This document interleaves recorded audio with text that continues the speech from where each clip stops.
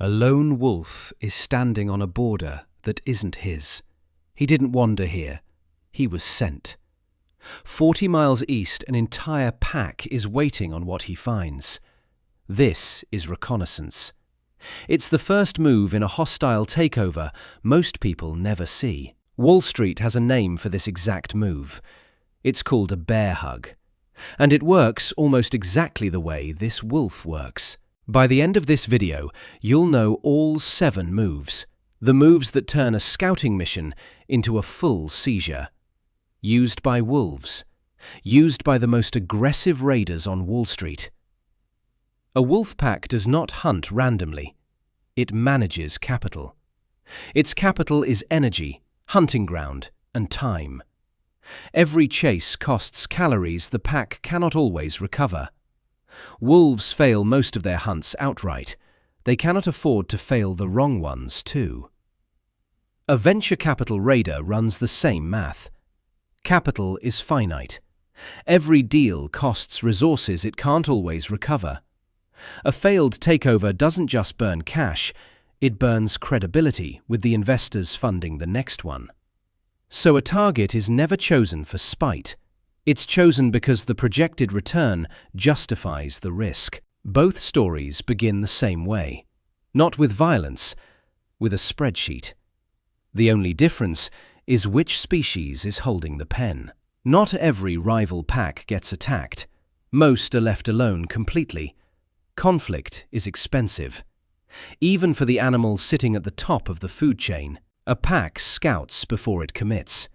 It reads scent markers left along the border. Strong scent, frequent patrols, a large pack. That signals cost. Faint scent, irregular patrols, a thin pack. That signals opportunity. Venture raiders scout the same way, just with different instruments. They aren't screening for weak companies at random. They're screening for weak companies sitting on strong assets. Undervalued land. Underused patents. A customer base worth more than the stock price suggests. A fractured board with no unified voting bloc. The wolf doesn't attack the weakest pack in the valley. It attacks the weakest pack holding the best hunting ground. Vulnerability alone isn't the target. Vulnerability plus value is the target. This is risk-adjusted targeting. It exists in fur and it exists in filings. Most targets never know they were screened, let alone chosen. Screening tells a raider where to look and nothing more than that. It doesn't tell them how the target will react. For that, you need to provoke a response. The scout doesn't cross to fight. He crosses to see what happens. Does the rival pack respond fast, in force, unified? Or does the response come slow, thin, uncertain? That single reaction tells the invading pack almost everything. A strong, immediate response means the target isn't worth the cost yet. A weak, delayed response means the target is softer than it looks. Softer than the paperwork suggests, and worth a second look. That gap between paper and reality is what the probe tests. A bear hug letter does the exact same job. It's an unsolicited offer sent straight to the board. It bypasses quiet negotiation entirely, on purpose. The raider isn't necessarily expecting a yes. They're watching how fast, how united, and how panicked the response is. And sometimes the raider never intends to complete the deal at all. They buy just enough stock to be a problem. Then they offer to go away for a price. That has a name too. Greenmail. The pack doesn't always want the territory.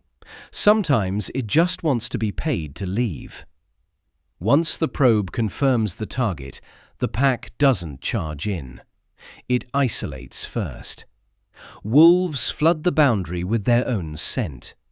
The rival's communication system breaks down almost immediately. Neighboring packs can no longer read who controls what ground.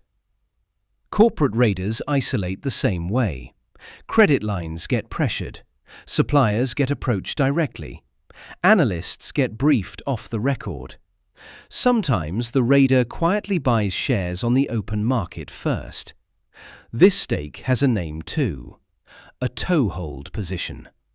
Small enough to stay under public disclosure thresholds, large enough to matter later. Allies don't know who to back by the time it's public.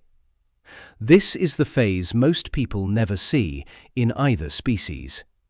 A pack surrounded by confusion can't organize a defense.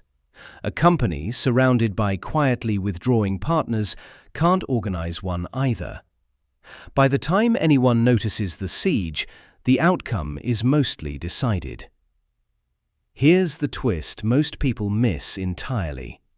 Sometimes the invading pack doesn't even need to finish the job. Under siege, cracks that were always there start to widen.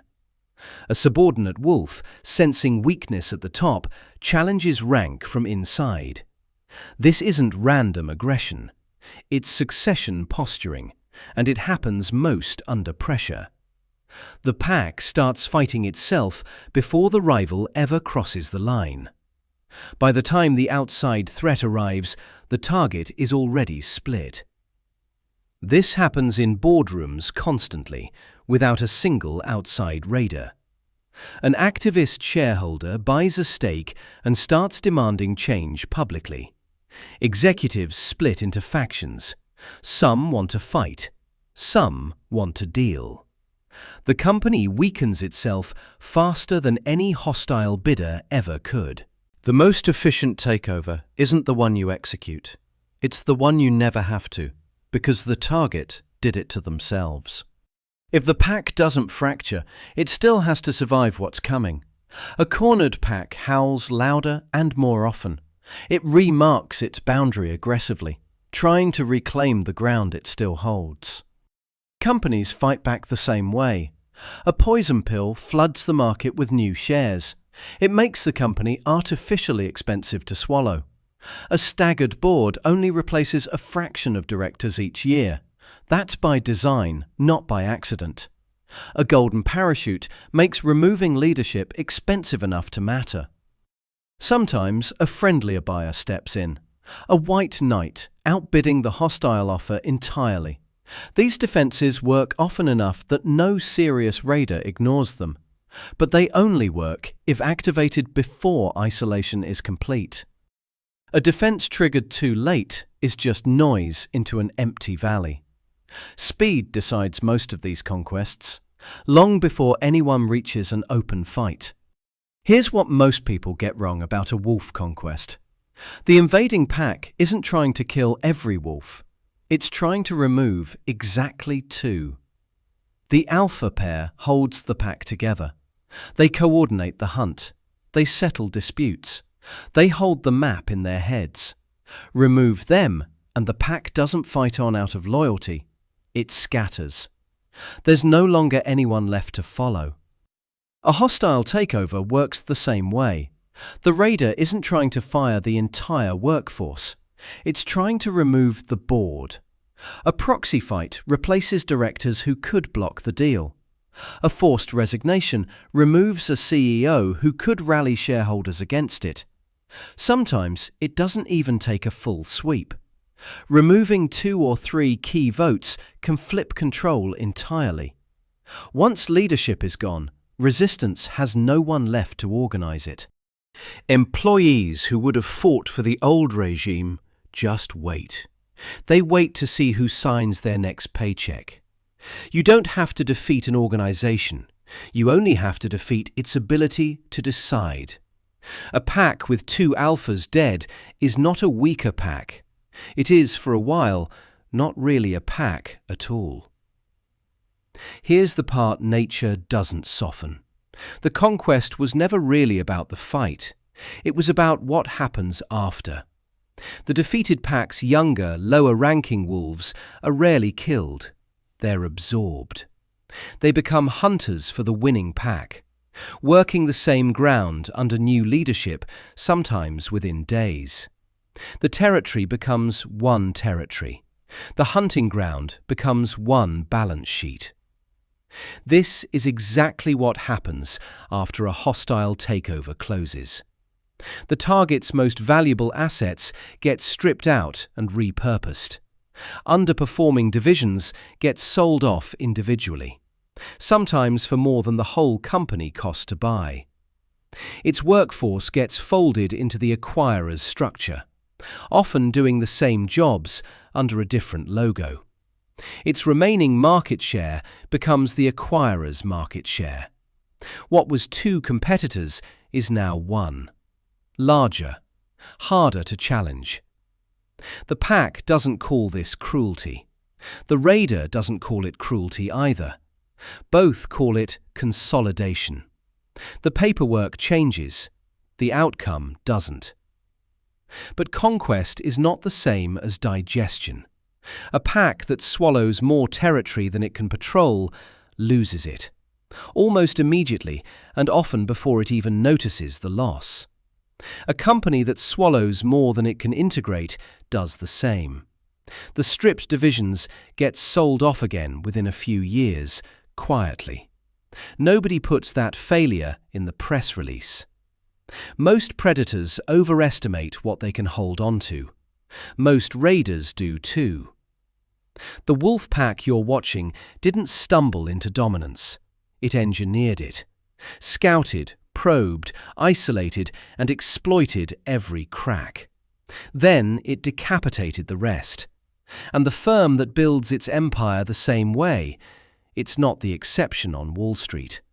It's the model every serious raider studies first. You now understand how the strongest pack got that way.